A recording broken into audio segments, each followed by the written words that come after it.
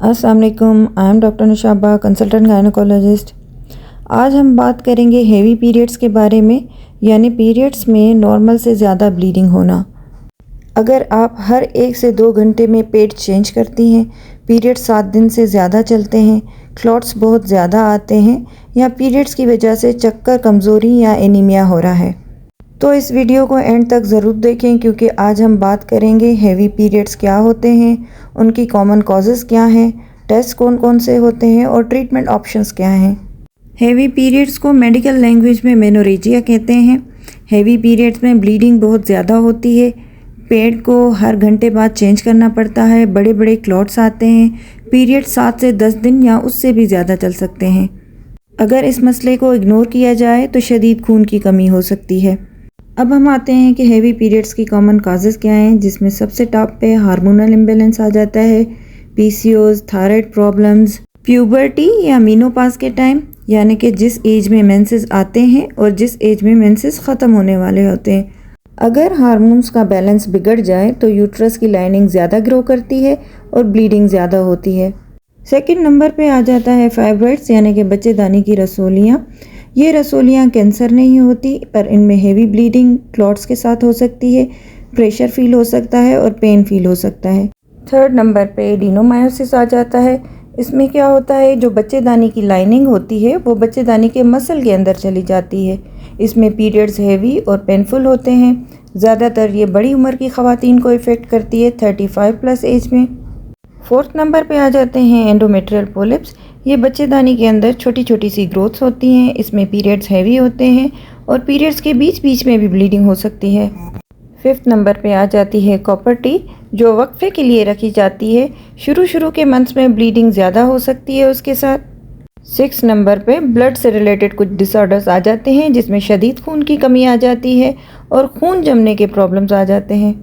7 number पे pregnancy से related issues आ जाते हैं, जिसमें मिसकैरेज आ जाता है, एक्टोपिक प्रेगनेंसी आ जाती है। कभी कभी लोग इसे पीरियड समझ के इग्नोर कर देते हैं। अब आ जाता है कि हेवी पीरियड्स में टेस्ट कौन कौन से करवाए जाते हैं। डॉक्टर्स सबसे पहले आपसे डिटेल्ड हिस्ट्री लेते हैं, फिर ये टेस्ट सजेस्ट कर सकते हैं, जिसमें आ जाते हैं कुछ खून के टेस्ट, जिसमें कुछ बेसिक टेस्ट होते हैं जैसे सीबीसी, क्लॉटिंग प्रोफाइल, और खून के कुछ हार्मोनल टेस्ट भी आ जाते हैं, जिसमें thyroid profile, PCOS related hormone. आपका अल्ट्रासाउंड कराएंगे ताकि देख सकें कोई उसमें रसोली तो नहीं है, कोई पोलिप तो नहीं है, ओवरीज का साइज़ ठीक है।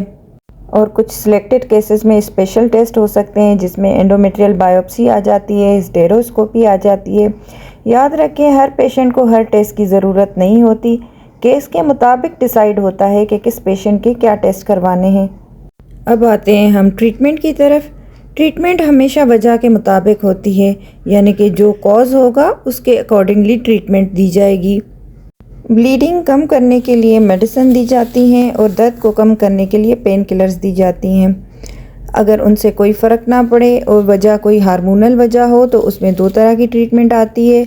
हार्मोन टेबलेट फॉर्म्स में भी आते हैं और हार्मोनल डिवाइसेस भी आते हैं जो यूट्रस के अंदर रखे जाते हैं।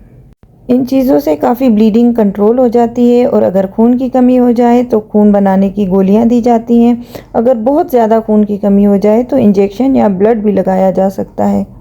और जब ये सारी मेडिसिन्स काम ना करें तो सर्जिकल ऑप्शंस आ जाते हैं, जिसमें आ जाता है अगर पोलिप हो तो पोलिप रिमूव करेंगे, फाइब्रॉइड हो तो उसकी सर्जरी करेंगे। सबसे लास्ट ऑप्शन आ जाता है हिस्टेरेक्टमी। ये सिर्फ सिलेक्टेड केसेस में किया जाता है। सर्जरी हमेशा लास्ट ऑप्शन होती है। आखिर में मैं आपको ये बताना चाहूँगी कि कब आपको डॉक्टर को ज़रूर दिखाना चाहिए। जब आपके पीरियड 7 दिन से ज़्यादा हो रहे हों, हर घंटे में पेड चेंज करना पड़ रहा हो, या पीरियड्स के साथ चक्कर या सांस लेने में मुश्किल हो रही हो, पीरियड के बीच ब्लीडिंग हो रही हो, प्रेगनेंसी प्लान कर रही हो और ब्लीडिंग ज़्यादा हो रही हो। हेवी पीरियड्स कभी भी नॉर्मल नहीं होते। इसे बर्दाश्त करना या इग्नोर करना सेहत के लिए ख़तरनाक हो सकता है। जितनी जल्दी आप डॉक्टर के पास जाएंगी, अर्ली डायग्नोसिस होगी और ट्रीटमेंट सिंपल होगी। अगर आपको ये वीडियो हेल्पफुल लगी हो तो लाइक करें, शेयर करें, चैनल को सब्सक्राइब करें और कमेंट सेक्शन में अपने सवालात पूछें। अल्लाह हाफ़िज़, थैंक यू।